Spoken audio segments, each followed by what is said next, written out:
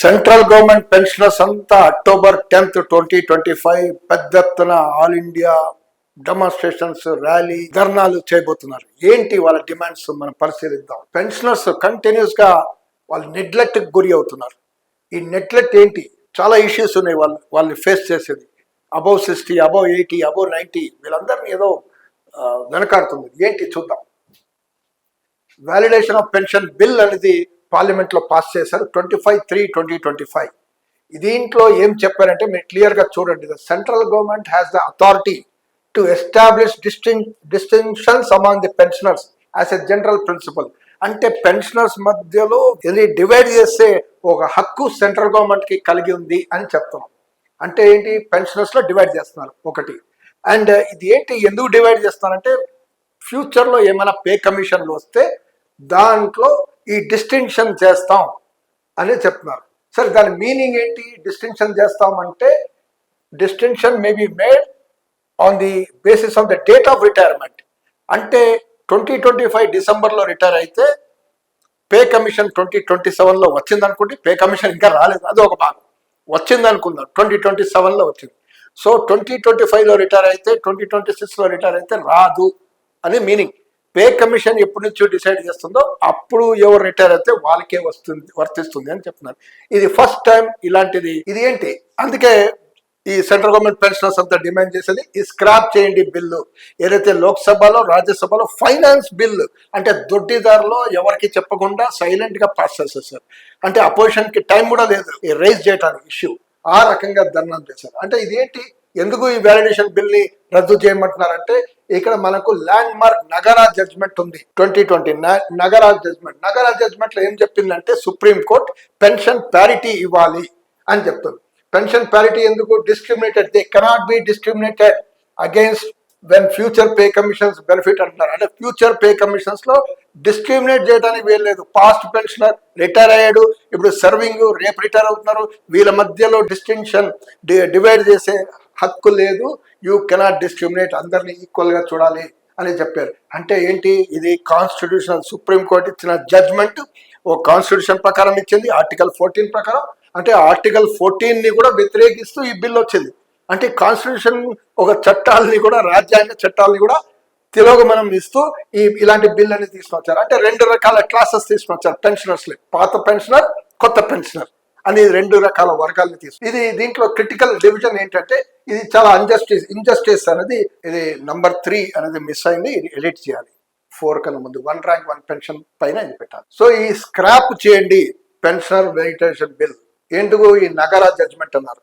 నగరా judgement తో పాటు మనకు దీంట్లో ఏమవుతుందంటే కాన్స్టిట్యూషనల్ మొరాలిటీ కూడా ఒకటి వస్తుంది, వైలేషన్ అవుతుంది. కాన్స్టిట్యూషనల్ మొరాలిటీ అంటే రాజ్యాంగంలో కొన్ని విలువలు ఉంటాయి, వ్యతిరేకించి ప్రభుత్వం తీసుకొస్తే అంటే రాజ్యాంగాన్ని పాటించే వాళ్ళు ప్రభుత్వం, జ్యుడిషియరీ, ఎగ్జిక్యూటివ్ మన అందరికి తెలుసు, ఈ 3 వింగ్స్. కానీ ఈ 3 వింగ్స్ కాన్స్టిట్యూషన్ వైలేట్ చేస్తే ఎట్లా? సో ఇది క్లియర్.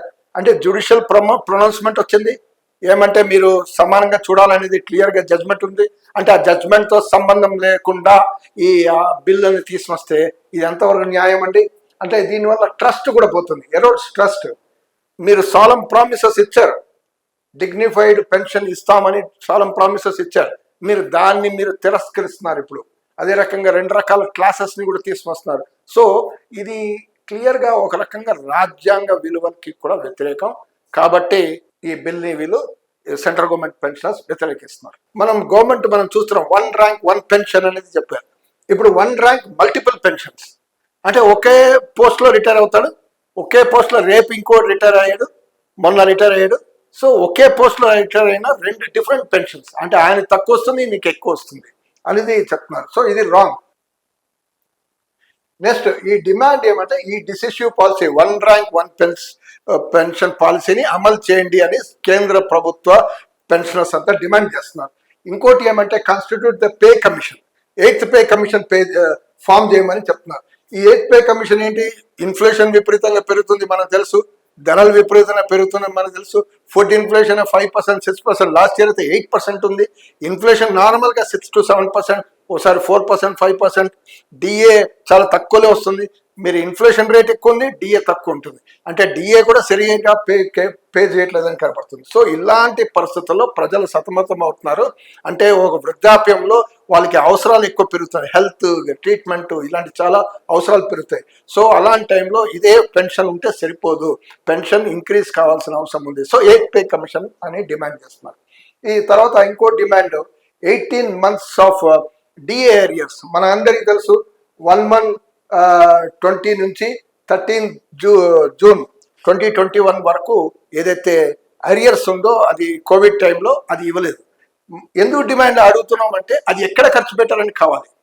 ప్రజల కోసం ఖర్చు పెట్టారు, వ్యాక్సిన్ కోసం ఖర్చు పెట్టారు, జనరల్ స్టేట్మెంట్ కాదు. మనకు ఎక్కడ ఖర్చు పెట్టారు, ఆడిటింగ్ ఉందా, ఇది ఎక్కడ పోయింది ఈ సబ్జెక్టు. మనం చాలా మంది ఎక్స్పర్ట్స్ ఏం చెప్తున్నారంటే ఇది పిఎం కేర్స్ ఫండ్ లో వెళ్ళింది. పిఎం కేర్స్ ఫండ్ లో is not to be audited, అంటే దాన్ని ఆడిటింగ్ చేయడానికి వీల్లేదు. దానిపైన మీరు ఇన్ఫర్మేషన్, రైట్ టు ఇన్ఫర్మేషన్ అడిగే కూడా లేదు. అంటే ఆర్టీఐలో కూడా అది రాదు అనేది క్లియర్ కనపడుతుంది. కాబట్టి ఈ 18 months ఏరియాస్ ఏమైంది, ఎక్కడ పెట్టారు, ఎవరు ఖర్చు పెట్టారు అనేది కావాలి. తర్వాత లాస్ట్ ఇంకో పాయింట్ ఏమంటే డిమాండ్ కమ్యుటేషన్ ఆఫ్ పెన్షన్ ని 15 to 12 years చేయాలి. ఒకప్పుడు కమ్యుటేషన్ 15 years చేశారు. అప్పుడు బ్యాంకు ఇంట్రెస్ట్ బాగుండేది, 11%, 10%, 11%, 12% ఉండేది. అప్పుడు 15 years కమ్యుటేషన్ రిస్టోర్ అయ్యేది, పెన్షన్ ఒరిజినల్ పెన్షన్ రిస్టోర్ అయ్యేది కమ్యుటేషన్ పీరియడ్లో 15 years ఉండేది. కానీ ఇప్పుడు బ్యాంక్ ఇంట్రెస్ట్ రేట్ ఎంత అండి, 6%, 6.5, 7%. అంటే చాలా తక్కువ. సీనియర్ సిటిజన్స్కి ఒక 0.5% ఎక్కువ అంతే. సో మీకు ఏదైతే క్యాల్కులేషన్ అప్పుడు చేశారో ఆ క్యాల్కులేషన్ ఇప్పుడు వేస్ట్ అయిపోయింది, వృధా అయిపోయింది. కాబట్టి ఇంకా పెరిగింది. ఇప్పుడు నార్మల్ 15 years అంటున్నారు, కానీ యాక్చువల్ 10 yearsకే మీ కమ్యూనిషన్, మీ పెన్షన్ ఏదైతే ఉందో ఆ పీరియడ్ ఖతం అయిపోయింది. కాబట్టి 12 years చెయ్యాలి అని ఒక డిమాండ్. నెక్స్ట్ ఇంకా ఏంటంటే చాలా హెల్త్ కేర్ సమస్యలు ఉన్నాయి, సిజిహెచ్ఎస్ వాళ్ళకి సమస్యలు ఉన్నాయి. అదే రకంగా మినిమం పెన్షన్, అందరికీ మినిమం డిగ్నైట్ పెన్షన్ ఇవ్వాలి అనే ఒక డిమాండ్ ఉంది. అంటే ఈపీఎస్ పెన్షన్లకి, ఈపీఎస్ వాళ్ళకి ఏం పెన్షన్ తెలియదు, 1000 రూపాయలు, 2000 రూపాయలు, 1500 rupees పెన్షన్స్ కూడా ఉన్నాయి. ఫిక్స్ మెడికల్ అలవెన్స్ ని 1000 రూపాయల నుంచి 3000 పెంచాలని ఒక బేసిక్ డిమాండ్ ఉంది. ఎందుకంటే ఇప్పుడు ఏదైనా ఓపీడీ, ఇంట్లో ఏదో సమస్యలు వచ్చాయి, హెల్త్ వచ్చింది, ఫ్యామిలీ మెంబర్స్ అందరూ వైఫ్ అండ్ హస్బెండ్ అయినా ఇద్దరు వెళ్ళి ఒక ట్రీట్మెంట్ తీసుకోవాలంటే 1000లో ఏమవుతుంది పర్ మంత్, కుదరదు. మీకు 3 టెస్ట్ చేయాలన్నా, లేకుంటే ఇంకేదో డాక్టర్ దగ్గర కన్సల్టేషన్ అయినా, మందులైనా మీకు 3000 అయినా కావాలి అనేది ఉంది. సో ఈ యునైటెడ్ స్టాండ్ తీసుకుంటున్నారు. So 10th October Jantar Mantar parliament దగ్గర ధర్నా అనేది పిలిపించారు. కానీ పార్లమెంట్ దగ్గర ధర్నా అయితే ఏమైంది, పార్లమెంట్ దగ్గర పోలీస్ పర్మిషన్ ఇచ్చేటప్పుడు లిమిటేషన్ చేశారు. మీరు 2000 మంది రావాలి, దానికన్నా ఎక్కువ రావద్దు. అంటే మీరు 5000, 10,000 వస్తే నాట్ అలౌడ్, ఓన్లీ 2000 అలౌడ్. అంటే మన డెమోక్రటిక్ రైట్ కూడా ఇంత కట్టెలైపోయింది చూడండి, మీరు ఇంతే ఉండాలి అనేది. కాబట్టి ఇప్పుడు ఏమైంది, మొత్తం పెన్షనర్స్ అంతా పార్లమెంట్లో చేసే వాళ్ళు చేస్తారు, మిగతా మొత్తం all over India district head quarters లో, రైల్వే ఆఫీసర్స్ దగ్గర అనేది చేయాలనేది ఇది నిర్ణయించడం జరిగింది.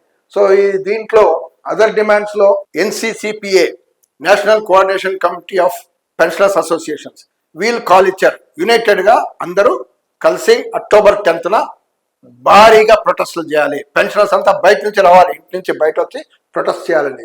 అదే రకంగా all India retired railwaymen federation కూడా కాల్ ఇచ్చింది, మీరు జంతర్ మంతర్ వెళ్ళాలి. మిగతా తర్వాత వాళ్ళ మహాసభ ఇటీవల చెన్నైలో మహాసభ జరిగింది, అక్కడ కూడా డిసైడ్ చేశారు ఏమంటే రైల్వే ఆఫీసెస్ దగ్గర, హెడ్ ఆఫీస్ దగ్గర, డివిజన్ ఆఫీస్ దగ్గర అక్కడ కూడా పెద్ద ఎత్తున ర్యాలీలు, డెమాన్స్ట్రేషన్ చేయాలనేది. So united we stand, pensioners అంతా యూనైట్ కావాల్సిన అవసరం ఉంది. ఈరోజు ప్రభుత్వ విధానాలకు వ్యతిరేకంగా ఈరోజు ప్రభుత్వం, నిర్మలా సీతారామన్ గారు చెప్తున్నారు, మేము పెన్షనర్స్ ని విడదీయట్లేదు, పెన్షనర్స్ అందరినీ సమానంగా చూస్తున్నాం అన్నారు పార్లమెంట్ లో. కరెక్టా? మరి పెన్షనర్స్ సమానంగా చూస్తుంటే ఈ ఓపీఎస్ ఏంటి, ఎన్పిఎస్ ఏంటి, యూపీఎస్ ఏంటి, అక్కడే 3 రకాల డివిజన్ తెచ్చారు. తర్వాత ఈ వ్యాలిడేషన్ ఆఫ్ పెన్షన్ లో old retired pensioners, serving future pensioners, ఇక్కడ డివైడ్ అంటే 5 రకాల డివిజన్ అనేది మీరు పెన్షనర్స్ లో తెచ్చి మీరు సమానంగా చూస్తున్నారా అని చెప్తే ఇది ఎంత, ఎవరు నమ్ముతారండి? కాబట్టి పెన్షనర్స్ అంతా రావాలి. అండర్స్టాండ్, యునైటెడ్ వి స్ట్రగల్ చేయాలి. మీరు ఈ ప్రొటెస్ట్ లో భాగంగా అందరూ రావాల్సిన అవసరం ఉంది. అదే రకంగా ఈ ఛానల్ కింద కూడా మీరందరూ ప్రొటెస్ట్ ని ఎట్లా చేయాలంటే లైక్ కొట్టాలి. కమెంట్ లో కూడా united we stand, our unity will fight అనేది మీరు కమెంట్ లో రాయండి. కాబట్టి ఆ రకంగా కూడా మన ప్రొటెస్ట్ ని తెలియజేద్దాం. ఓకే.